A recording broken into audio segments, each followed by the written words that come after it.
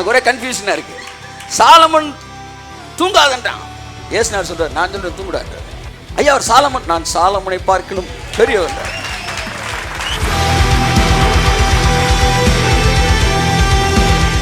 இயேசு தான் சொன்னாரு, வானத்தை பார்க்கிற பூமியை பார்க்கிற இது என்ன காலம் உனக்கு தெரியலையா? இந்த காலம் இளைப்பாறுகிற காலம்.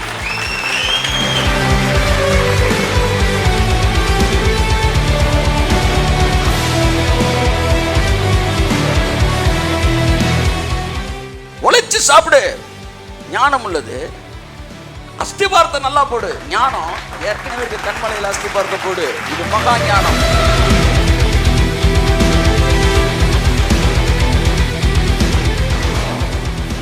ஹல்லேலூயா. தேவன் நல்லவராக இருக்கிறார். அன்புக்குரியவர்களே, நாம் தேவனுடைய வார்த்தைக்குள்ளாய் கடந்து சொல்வோம். ஒரு வசனத்தை வாசித்து 1 கொரிந்தியர் 1:18. ஆமென். சிலுவை பற்றிய உபதேசம், சிலுவையை பற்றிய உபதேசம் கெட்டு போகிறவர்களுக்கு பைத்தியமாயிருக்கிறது. எல்லாம் சொல்லுங்க, சிலுவையை பற்றிய உபதேசம் பைத்தியமாயிருக்கிறது. ஆமென் சொல்லுங்க, ஆமென் சொல்லுங்க. கெட்டு போறவங்க அந்த உலகத்தில் இருக்க சாதாரண மக்கள். சிலுவையை பற்றிய உபதேசம் எல்லாம் சொல்லுங்க. That means grace message. கிருபையை பற்றிய உபதேசம் எப்படி இருக்கா? பைத்தியமாக இருக்கிறது.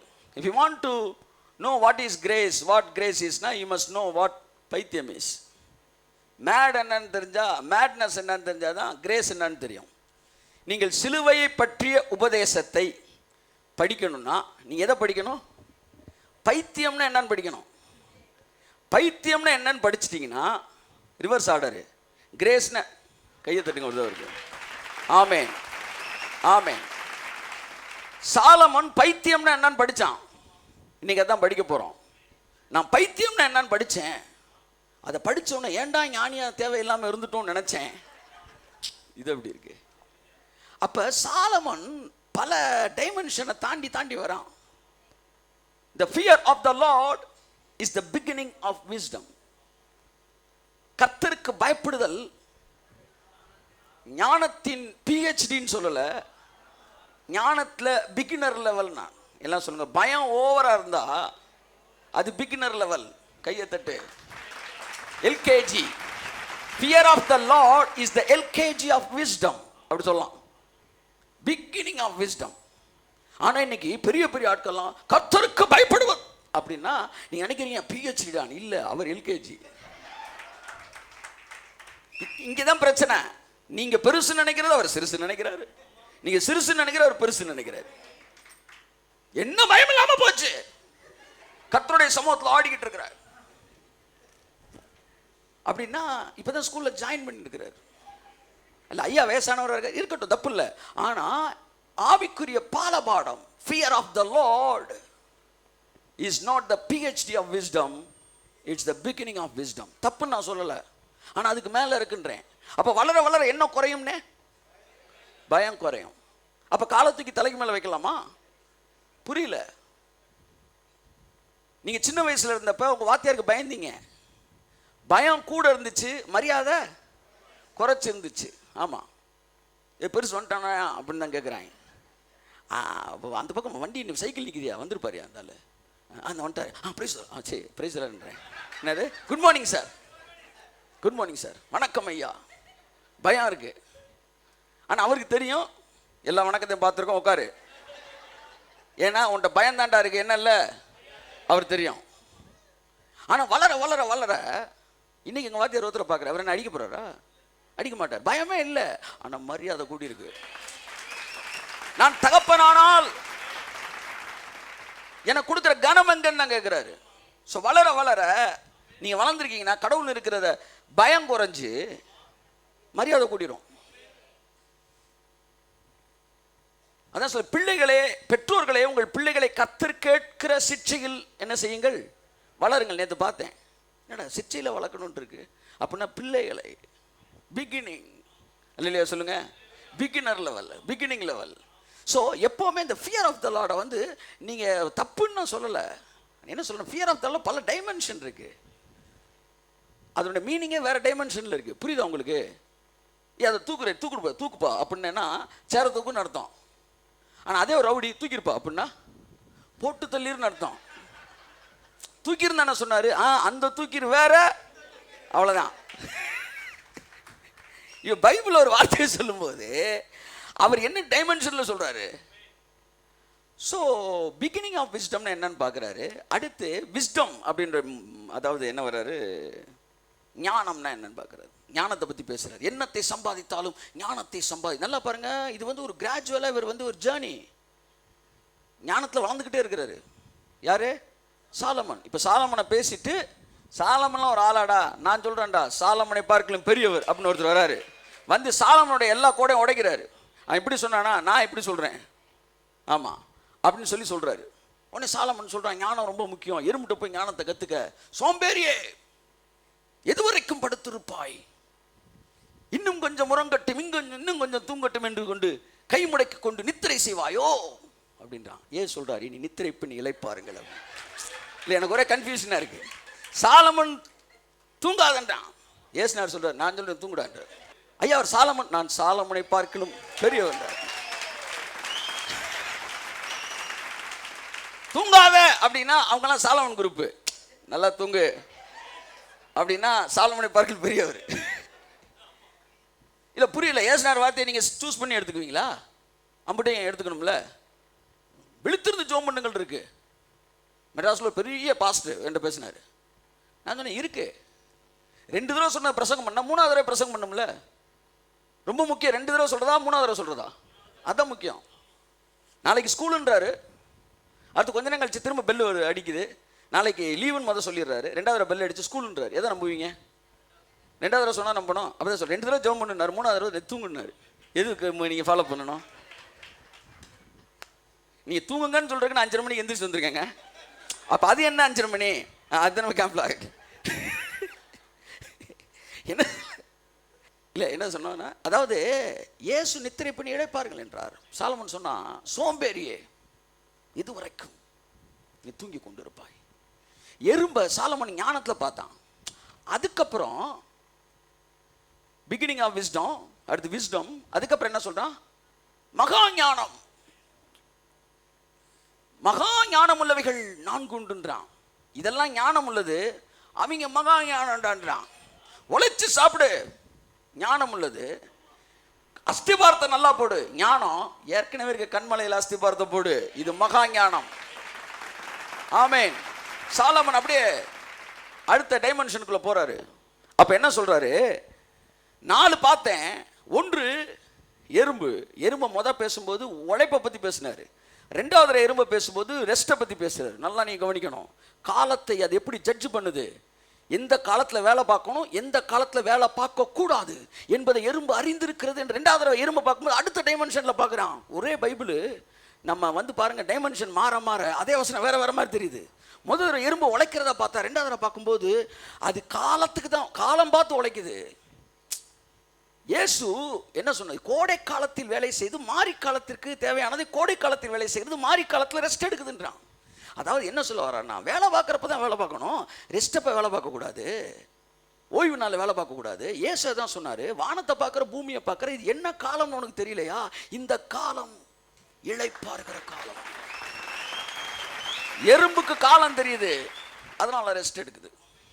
மகா ஞானம், முடிக்கப்பட்ட வேலை எறும்புக்கு. அடுத்து குழிமுயல், முடிக்கப்பட்ட அஸ்திபாரம். அடுத்து சிலந்தி பூச்சி, முடிக்கப்பட்ட என்னது? ஆசீர்வாதம். முடிக்கப்பட்ட ஆசீர்வாதத்தில் என்ஜாய் பண்ணுது. இது முடிக்கப்பட்ட அஸ்திபாரத்தில் நிற்குது. அது முடிக்கப்பட்ட வேலையில் இளைப்பாருது. நாங்கள் முடிக்கப்பட்டதில் இருக்கோம்யா, அதனால் நாங்களும் மகா ஞானத்தில் வாழ்ந்து கொண்டு இருக்கிறோம். இந்த இது இருக்கு பார்த்தீங்களா, வெட்டுக்கிளி. வெட்டுக்கிளிக்கு தலைவனே கிடையாது. எந்திரி காலையில் ஜோம் பண்ணு அப்படின்னா இது ஞானம் உள்ளதுங்க. மகா ஞானம் என்ன தெரியுமா? தானா எந்திரிக்கும், தானா ஜெபிக்கும், தானா என்ன செய்யும்? பைபிள் வாசிக்கும். எல்லாம் தானா நடக்குதா? ஆவியானவர் உள்ள இருந்து தானா செய்றாரா? அப்ப நீங்க மகா ஞானம்ன்ற இடத்துக்கு வந்துட்டீங்க. ஆமென். எழுத்தின்படி வாழுகிற வாழ்க்கை ஒருவேளை ஞானமாய் இருந்தாலும் ஆவியின்படி வாழுகிற வாழ்க்கை மகா ஞானமாய் இருக்கிறது. இந்த inspiration of the Holy Spirit, the guidance of the Holy Spirit, முடிக்கப்பட்ட லாலாம் முடிஞ்சிருச்சு. இப்போ வந்து என்னது? ஸ்பிரிட் கைடன்ஸில் இருக்கும். இப்போ எதை பார்த்தாரு? பிகினிங் ஆஃப் விஸ்டம் பார்த்தாரு, விஸ்டம் பார்த்தாரு, மெகா விஸ்டம் பார்த்தாரு. அடுத்து சும்மா இருக்காம பைத்தியம்னா என்னன்னு தெரிஞ்சுக்கோண்டா அப்படின்னு முடிவுக்கு வராரு. இதையே நம்ம படிக்கிறோம்னா சிலுவை பற்றிய உபதேசம் பைத்தியம் மாதிரி தான் இருக்கு. அப்போ நீங்கள் இந்த பைத்தியத்தை அப்படியே லைட்டாக அப்படி போய் பார்த்தீங்கன்னா அப்படியே சிலுவை உபதேசம் அப்படியே தெரியும். அல்லையில சொல்லுங்க. ஆமென். வாசிப்போம். பிரசங்கினா வந்து PhDக்கு வந்துட்டாருன்னு அர்த்தம். அதான் சொல்ல நீதிமொழிகள் அவருடைய பிரசங்க குறிப்பு, பிரசங்கி அவருடைய டைரி குறிப்பு. இது வந்து இன்ஸ்பிரேஷன் எழுதுனது, அது வந்து எக்ஸ்பீரியன்ஸில் எழுதுனது. புரியுதா உங்களுக்கு? நீதிமொழிகள் இன்ஸ்பிரேஷன் எழுதுனது, பிரசங்கி இன்ஸ்பிரேஷனோட சேர்ந்து எக்ஸ்பீரியன்ஸில் எழுதுறது. இதில் நிறையா பேச வேண்டியது இருக்கு. ஆனால் காலம் குறைவாக இருக்கிற அப்படின்னா கொஞ்சம் நேரம் மட்டும் பார்த்துட்டு கர்த்தருக்கு சித்தமானால் நீங்கள் வீட்டில் போய் மீதி பார்த்துருவீங்கன்னு நினைக்கிறேன். ஆமென். வாசிப்போம். பிரசங்கி 1:17. ஞானத்தை அறிகிறதற்கும் பைத்தியத்தையும் மதியீனத்தையும் அறிகிறதற்கும் நான் என் மனதை பிரயோகம் பண்ணினேன். இந்த பிரசங்கி என்ன செய்றான்? ஞானம்னா என்னன்னு பார்த்தோம், பைத்தியம்னா என்னன்னு பார்ப்போம். அவனு சிரிச்சுக்கிட்டே தான் இருக்கிறான். நாங்கள் இவ்வளோ ரிஸ்க் எடுக்கிறோம். அதான் ஒருத்தன் சொன்னா, நான் வந்து ஏப்பா நாங்களாம் அவ்வளோ வேலை பார்த்துக்கிட்டு இருக்கிறோம், நீ மட்டும் இப்படி உட்காந்து காலாட்டிக்கிட்டு வேப்ப மரத்தடியில் தூங்கிட்டு கேடான். எதுக்கு வேலை பார்க்குறேன்னு கேட்டான். சம்பாதிக்கணுமியா? எதுக்கு சம்பாதிக்கணும்? கல்யாணம் பண்ணணுமியா? கல்யாணம் பண்ணி எதுக்கு? பிள்ளை குட்டி பார்த்து அதுக்கப்புறம் என்னையா? நல்ல வீடு வாங்கணுமியா? சரி. அப்புறம் கார் வாங்கணும், பங்களா வாங்கணும். சரி. அப்புறம் ஏசி வாங்கணும். ரைட்டு. குளிர்ந்த காற்றை போட்டுட்டு அப்புறம் நல்லா தூங்கணும். அதான் இப்போ தூங்கிட்டு இருக்கேன்ல. நீ ஃபைனல் அங்கால வர நான் எப்பயும் அனுபவிச்சுருக்கேன்டா. இல்லை நீங்கள் அவனை டக்குன்னு அண்டர் எஸ்டிமேட் பண்ணிடவே கூடாது. அவன் யாரு, நீ யாரு, ஆமாம் அப்படின்னு பார்த்துட்டு அவன் எதன் அடிப்படையில் இன்னைக்கு உலகம் நகைப்போறது நம்ம. அன்னைக்கு நான் இதை மெசேஜ் எடுத்துகிட்டு வந்தேன். பிரிட்டோஸ் என்ன நகைப்போறது சரியாக அமைஞ்சிருச்சு மெசேஜ்.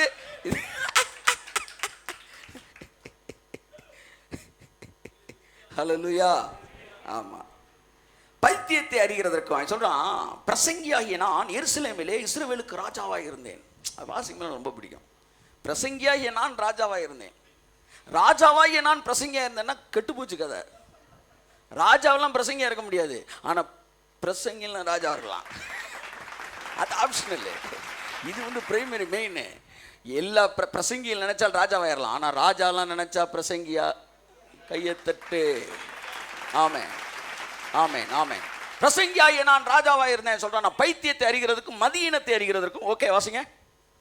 என் மனதை பிரயோகம் பண்ணினேன், இதுவும் மனதுக்கு சஞ்சலமா இருக்கிறது என்று கண்டேன். பார்த்தீங்களா? ரொம்ப நாள் என்ன யோசிச்சுருந்தேன், இந்த பைத்தியத்தை பார்த்த உடனே பைத்தியம்னா என்ன, ஞானம்னா என்னன்னு பார்த்தேன். இந்த பைத்தியம்னா என்னன்னு பார்த்த உடனே எனக்கு சஞ்சலமா இருந்துச்சு அப்படின்றான். ஏன் சஞ்சலமா இருந்துச்சுன்னா, இந்த பைத்தியம்ன்றதை படிக்கிறதுல சஞ்சலம் கிடையாது. பைத்தியம்னா இதுதானான்னு கண்டுபிடிச்சிட்டு வெட்டியா வாழ்க்கையை வேஸ்ட் பண்ணிட்டோமேடா, அதைத்தான் சொல்ல வரான். இவ்வளவு காலம் இதுதான் ஞானம் என்று இருந்தேன். இப்போ என்ன நடக்குது தெரியுமா? லால இருந்து சாலமன் கிரேஸ்குள்ள வராரு.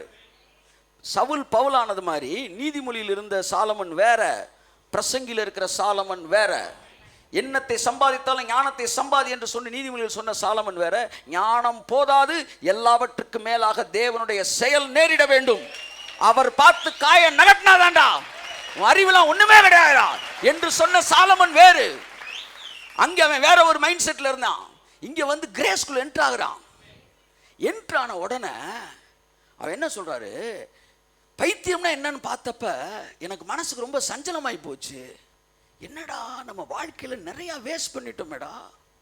அதுக்கப்புறம் பாருங்க, முதல் 4 அதிகாரங்கள் அவன் வந்து ஞானத்தையும் பைத்தியத்தையும் கம்பேர் பண்ணி கடைசியில லைஃபை வேஸ்ட் பண்ணிட்டேன். அதான் சொல்றான், மாயை. இவ்வளவு திட்டம் போட்டேன், 7 வழி 6 வழி 6 படி 7 படின்னு படித்தோம். பரிசுத்தமாய் எவ்வளவுதற்கு 7 படி. ஆமா, பணக்காரனவர் 6 படி 7 படின்றான். அவன் சொல்றான், வாங்க 18 படிக்கு போயிடும்ன்றான். உங்களுக்கு இத்தனை படி, நாங்களும் அத்தனை படி. 22 படின்னு ஒரு புக் எழுதியிருக்காரு ஒருத்தர். அவன் சொல்ற எங்களுக்கு வெறும் 18 படி தான், உங்களுக்கு 22. 6 வழி 7 வழி 4 வழி 9 வழின்னு தான். ஏசுனார் வந்தார், நான் ஒரே வழின்றாரு. நானே வழி. என்ன நீ அந்த புக்கு இந்த புக்கை வாசிக்கிட்டு இருக்க? அம்புடத்துக்கு ஓரமாவை. ஏகப்பட்ட செலவு, பல புக்குக்கு செலவழிச்சிட்டேன் சார். கடைசியில் இயேசு சொன்னார், நான் தான்பா. ஒரு நாள் சொன்ன எல்லாத்தையும் முடிச்சுட்டேன்னாரு. முடிச்சிட்டிங்கன்னா அப்புறம் நாங்களாம் பிரசங்கம் பண்ணுறதுக்கு வேலையே இல்லையா? எங்கள் பல பேர்லாம் ஓடிக்கிட்டு இருக்கு. ஏன் உனக்கு ஜெபம் கேட்கப்படவில்லை? ஏன் நீ ஐஸ்வர்யனாகவில்லை? ஏன் உன் வாழ்க்கையில் மாற்றம் இல்லை? இப்படியே ஓட்டிக்கிட்டு இருக்கோம் நாங்கள். எங்கள்கிட்ட எல்லாம் முடிஞ்சிருச்சு, எல்லாம் முடியும், எல்லாம் நான் பார்த்துக்கிறேன். அப்போ நாங்களாம் வீட்டுக்கு போகிறவா? இனிமே முடிஞ்சிருச்சுன்னா இனிமே எதை முடிக்க வேண்டும் என்று நான் எப்படி பேசுவது? இயேசு சொன்னார், நான் எதை முடித்திருக்கிறேன் என்று பேசு. ஆமாம், இன்னிலேருந்து உனக்கு ப்ரொமோஷன் தரேன், உன் ப்ரீச்சிங் மாறட்டும். இனி எதையெல்லாம் முடிக்கணும்னு பேசாத, எதெல்லாம் முடிஞ்சிருக்குன்னு பேசு. ஆமேன். முடித்திருக்கிறோம், முடித்திருக்கிற இடத்தில் இருக்கிறோம், முடித்தவர்களாய் இருக்கிறோம். இந்த உலகம் வந்து, இந்த உலகத்தில் இருக்கிறவங்க வந்து அந்த பொதுவாக அந்த அதாவது இந்த இந்த பெந்தேகோஸ்தே கிறிஸ்தவ மனநிலை உடையவர்கள், கிருபை அங்கீகரிக்காதவர்கள் கிருபையின் உபதேசத்தை பைத்தியம் என்று சொல்கிறார்கள். சாபாஸ், பைத்தியம் தான். இப்போ பைத்தியம் என்னன்னு பார்த்த உடனே உண்மையான ஞானம் தான் பைத்தியம், பைத்தியம் தான் ஞானம் என்பதை நீங்கள் புரிந்து கொள்கிறீர்கள். அதெல்லாம் சொல்லிட்டு பைத்தியம் என்னவென்று பார்த்தபோது என் மனசுக்கு ரொம்ப சஞ்சலமாகி போச்சு. ஏன்னா நம்ம இவ்வளோ எஃபர்ட் எடுத்து ஒன்று செய்கிறோம், ஆனால் எஃபர்ட்டே எல்லாம் நிறைய பேர் ஆசீர்வதிக்கப்பட்டு போயிடறாங்க. அடுத்த வசனம் வாசிங்க. அடுத்த வசனம் சொல்றாரு, ஆகையால் அதிக ஞானத்திலே அதிக சலிப்புண்டு. சலிப்புண்டு. அடுத்து அறிவு பெருத்தவன் நோவு பெருத்தவன். முடிச்சிட்டான். நீ தாலையா சொன்ன முந்தானேத்து ஞானம் முக்கியம்னு? ஆமா, நான் தான் சொல்றேன், ஞானத்தில் சலிப்பு இருக்கு. இதுக்கு பேர் தான் வளர்ந்துருக்காருன்னு அர்த்தம். 20 வருஷமா ஒன்னே பேசிக்கிறதுனால வளரலன்னு அர்த்தம். என்கிட்ட ஒருத்தர் கேட்டேன், சார் நீங்கள் போன தடவை மெட்ராஸ்க்கு வந்தப்போ நீங்கள் பேசுனீங்க, என்ன சொன்ன? அதிகாலையில் தேவனை தேடுவேன்னு சொன்னீங்க. அதுக்கு நீங்கள் எடுத்துக்காட்டு கூட சொன்னீங்க. என்ன எடுத்துக்காட்டு சொன்னேன் அப்படின்னு? வந்து வெள்ளிக்கிழமை நைட்டு போனால் தான் ஒளியும் நடக்கும் 7:55க்கு. நீங்கள் 8 மணிக்கு போனீங்கன்னா நியூஸ் தாண்டா பார்க்க முடியும். அதனால் வந்து நீங்கள் சரியான நேரத்தில் போனால் கர்த்தரை கண்டடையத்தக்க சமயத்தில் தேடுங்கள் நீங்கள் சொன்னீங்க சார். இந்த வட்டம் வந்து சொல்கிறீங்க நீங்கள் சமீபமானீர்கள் அப்படின்னு பேசுகிறீங்க. அப்போ சமீபமாக இருக்கும்போதுன்னு பேசுனீங்க, இப்போ சமீபமானீர்கள்னு பேசுகிறீங்க. அன்னைக்கு எடுத்துக்காட்டு கூட சொன்னீங்களேண்ணா, நான் இன்றைக்கி எடுத்துக்காட்டு சொல்கிறேன். அன்னைக்கு 7:45க்கு ஒளியும் போட்டுச்சு. இப்போ பாட்டுக்குன்னு ஒரு சேனலே இருக்குது, நீ எப்போ வேணாலும் போட்டுக்க, எப்போ வேணாலும் பார்த்துக்க. சிலுவைக்கு அப்புறம் தனி சேனலே ஓப்பன் பண்ணிட்டாரு. நல்லா கவனி. அதிகாலையில் தேடு என்னை கண்டடைவான் என்கிற வார்த்தை it is not a command, it is an advice or God's suggestion. இது நான் கேம்பில் பேசுகிறேன். காலையில் தேடினா நீ என்னை பார்த்துடலாம் அப்படின்னா என்ன அர்த்தம்னா, காலையில் தானே இருக்குன்னு அர்த்தம் இல்லையா? புரியுது உங்களுக்கு? காலையிலேருந்து 10 பஸ் 8ஆம் நம்பர் போகுது பஸ் ஸ்டாண்டுக்கு போகிறதுக்கு, 20 பஸ் போகுது, 4 ஃபுல்லாக பஸ்ஸு போகுது. ஆனால் நான் என்ன சொல்கிறேன், 8:30 மணிக்கு போனீங்கன்னா ஃப்ரீயாக இருக்கும் பஸ்ஸுன்றேன். அதைத்தான் அவர் சொல்கிறார். 4 ஃபுல்லாக நீ ஜபிக்கலாம், ஆனால் காலையில் ஜபிச்சுன்னா நான் கிளியராக தான் எப்பவும் இருக்கிறேன், காலையில் நீ கிளியராக இருக்கன்றாரு. கையை தட்டு. ஸோ அதிகாலை வாத்தியார் காலையில் படின்றாருல, அப்படின்னா மதியம் படித்தா ஏறாதுன்னு அர்த்தம். அப்படி இல்லை, காலையில் வந்து நீ டியூனில் இருப்ப. இப்போ அதிகாலையில் என்னை கண்டடையணும்னு சொல்லும்போது வேறு டைமென்ஷனில் பேசிகிட்டு இருக்கிறாரு. என்னை நீ கண்டடையலாம்டா அப்படின்னா அது அவருடைய இடது ஒரு ஆலோசனை. ஒன்றே சொல்லிட்டான், 5:30 தாண்டிட்டோம், ஏசுனார் போயிட்டாரு. புரியுதா உங்களுக்கு? பகலின் குளிர்ச்சியான வேளையில் உலாவினார்னா என்ன அர்த்தம்? வெயில் நேரத்தில் வேர்த்துருமா ஏசுனாருக்கு பிதாவுக்கு? அப்படி இல்லை, எனக்கு உச்சி வெயில்னா பிரச்சனை இல்லைடா, நான் அப்புறம் வீட்டுக்கு உச்சி வெயில்னாண்ட போனேன். அப்போ காலையில் ஏன் குளிர்ச்சியான நேரத்தில் வந்தீங்க, நீ நல்லா மைண்ட் செட் நல்லா இருக்கிறீல, அதனால வந்தேன்றாரு. ஆதாமுக்கு வந்து அப்படியே கும்முன்னு இருக்கு, அப்படியே கூட வராரு. புரியுதா உங்களுக்கு? பல வசனங்கள் உங்களை பேஸ் பண்ணி தான் எழுதியிருக்கிறாரு. நீங்கள் நினச்சிக்கிட்டீங்க அது ஒரு கட்டளை போல. அப்படிதான். நல்லா கவனிங்க. நீங்கள் இந்த அதிக ஞானமுள்ள எல்லாம் பாருங்களேன், அப்படிதான் இருப்பாங்க. நம்ம இந்த புதிய தலைமையில் ஒருத்தர் வந்து பேசணும், யார்? இடிதாங்கி. ஆமாம், இந்த இடிதாங்கி அப்படின்ற மாதிரி பக்கத்தில் அப்படி ஒருத்தர் இருப்பான். இந்த ரொம்ப அப்படி சீரியஸாக இருக்குன்னா இது ஃபுல்லாக வந்து பிஹெச்டி நினச்சி எல்கேஜி இருக்குது. அந்த காலத்தில் ஆன்மீகம் என்றால் அந்த ஒரு சலிப்பு, விரக்தி, இது மூஞ்சல் தெரிஞ்சா பக்திமான் வந்துட்டாரான். ஆனால் ஏசுனார் சொன்னார், உன் எஜமானனுடைய சந்தோஷத்திற்குள் கையை தட்டுங்க. ஆமென், ஆமென். God's kingdom is full of pleasure. கையை தட்டுங்க நல்லா. ஆமென், ஆமென். எஜமானுடைய சந்தோஷம். ஆமென். உண்மை நல்லா சிரிக்கிறவனை பார்த்தா நீங்கள் எல்கேஜி நினைக்கூட, அவன் வந்து பிஹெச்னு அர்த்தம். ரொம்ப சின்சியராக இருக்கிறான் இல்லை, அவங்கெல்லாம் வந்து பாவம் நிறையா மாற வேண்டியிருக்குன்னு அர்த்தம். ஆனால் அந்த காலத்தில் வேறு மாதிரி இருந்துச்சு. அப்போ தான் பைத்தியத்தை பேசும்போது நகைப்பாக பேசுகிறான். அடுத்த அதிகாரம் வாசிப்போம். நான் என் உள்ளத்திலே சொல்லிக் கொண்டது என்னவென்றால், வா இப்பொழுது உன்னை சந்தோஷத்தினாலே சோதித்து பார்ப்பேன், இன்பத்தை அனுபவி என்றேன். இதோ இதுவும் மாயையா இருந்தது. அவன் என்ன சொல்றான் நல்லா கவனிங்க. சாலமன் கெட்டு போனான்னு சொல்லாதீங்க. சாலமன் வந்து கிரேஸ்ல வந்துட்டாரு. பைபிள் சொல்லுது சாலமன் தன் பிதாக்களுடைய கல்லறையிலே அடக்கம் பண்ணப்பட்டான். அந்த வார்த்தை வந்துச்சுன்னா பரலோகத்துக்கு வந்துட்டான்னு அர்த்தமா? வியாக்கியானம் பண்ணுறவங்க சொல்கிறாங்க பைபிள் யாரெல்லாம் தன் தகப்பன் கல்லறையிலே வந்து அவனை புதைச்சிட்டாங்கன்னா பரலோகத்துக்கு வந்துடுவான்னு அர்த்தம். இவன் க்ளீனாக பரலோகத்துக்கு வந்துடுவான். ஆமேன். பரலோகத்துக்கு எவன் வருவான் எவன் வரமாட்டான் உள்ளுக்குள்ள 4 பேர் சுருட்டை பிடிச்சி யோசிச்சுக்கிட்டு கொன்னே போடுவேன். நீ பரலோகத்துக்கு வருவியான்னு பாரு. இவங்க கையில் ஏதோ டிக்கெட்டை கொடுத்த மாதிரி இவர் வருவாரா அவர் வருவாரா? நீ வருவியான்னு பாரு.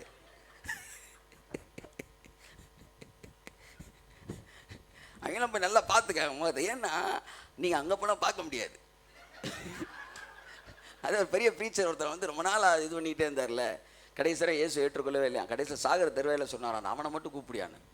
அவன் சொன்னால் இவ்வளோ நல்லவங்களாம் இருக்காங்க உங்கள் கூட இருந்தவங்க, நான் உங்கள் வார்த்தையை கேட்டது என்ன கூப்பிட்றீங்களேன்னு. இவங்கெல்லாம் நான் அங்கே வந்து பார்த்துக்குவேன்ப்பா, உன்னை நான் அங்கேயும் பார்க்க முடியாது, அதனால தான் இங்கே பார்க்குறேன்.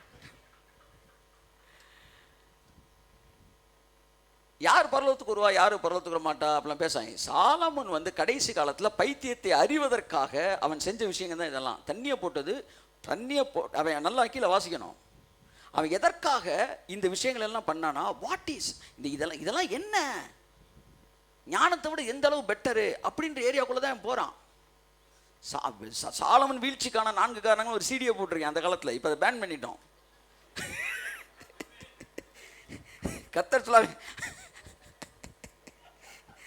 நல்ல மனசோட கேட்கணும் நான் சொல்றத. ஆமா, அதுக்கு மிஞ்சினா கம்பெனி பொறுப்பல்ல, நிர்வாகம் பொறுப்பல்ல. நான் சொல்லிக்கொண்டேன். இப்பொழுது உன்னை சந்தோஷத்தினால் சோதித்து பார்ப்பேன். அவன் என்ன செய்யறான், ஒரு எக்ஸ்பெரிமெண்ட் பண்றான் சார். ஒரு முயல்ல ஊசியை போட்டு பார்க்கறான் இல்ல, அப்படி சந்தோஷத்துல தன்னை சோதிச்சு பார்த்தான். அதெல்லாம் சோதிக்கும் போது என் ஞானம் என்னோடு கூட இருந்தது. அது சொல்லிட்டே வரான். அந்த light, green light, red signal, green signal எனக்குள்ள எரிஞ்சுக்கிட்டே தான் இருந்துச்சு. இப்போ நான் டெஸ்ட் பண்ணுறேன், பைத்தியம்னா என்னன்னு டெஸ்ட் பண்ணுறேன். ஃபைனலாக என்ன முடிக்கிறான் பாருங்க, வாசிப்போம். என்ன வானத்தின் நகைப்பை குறித்து அது பைத்தியம் என்றும் சந்தோஷத்தை குறித்து அது என்ன செய்யும் என்றும் சொன்னேன். நான் முதல் அப்படிதான் சொன்னேன். சிரிக்கிறவன்லாம் பார்த்து சீரியஸ் இல்லாதவங்க அப்படி சொன்னேன். அந்த சர்ச்சுக்கு போனால் கொஞ்சம் சீரியஸாக இருக்க மாட்டாங்க. சொன்னேன், சர்ச்சுன்ற இழவு வீடு கிடையாது. அங்கே கூட சத்தமாக அழுகிறாங்க. மயானம் கிடையாது. 2 வித அமைதிகள் இருக்குது. மகாபிரசித்தத்தில் இருக்கிற அமைதி வேறு, மயானத்தில் இருக்கிற அமைதி வேறு, பிரசனத்தில் இருக்கிற அமைதி வேறு. என் அன்புக்குரியவர்களே, இவங்க மகாபிரசனத்தை தாண்டி பின்னாடி ஒரு குப்பை மேடு இருக்கு. இவங்க மகாபிரசனத்தையும் தாண்டி உள்ள போயிடுவாங்க.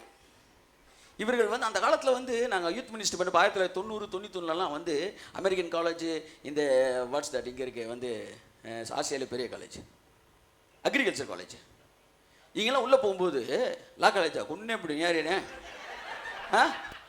இடையில நீ வேற ஜோக் அடிச்சுக்கிட்டு இருக்கிற சீரியஸில். வக்போர்டு காலேஜ் வந்து, அதாவது அமெரிக்கன் காலேஜ் ஹாஸ்டலில் இருக்கிறவங்களுக்கு வந்து சாப்பாடு சரியில்லைன்னா வக்போர்டு ஸ்ட்ரைக் பண்ணுவாங்க. அவங்க நாங்கள் சும்மா தானங்க இருக்கோம், நாங்கள் ஸ்ட்ரைக் பண்ணுறோம்.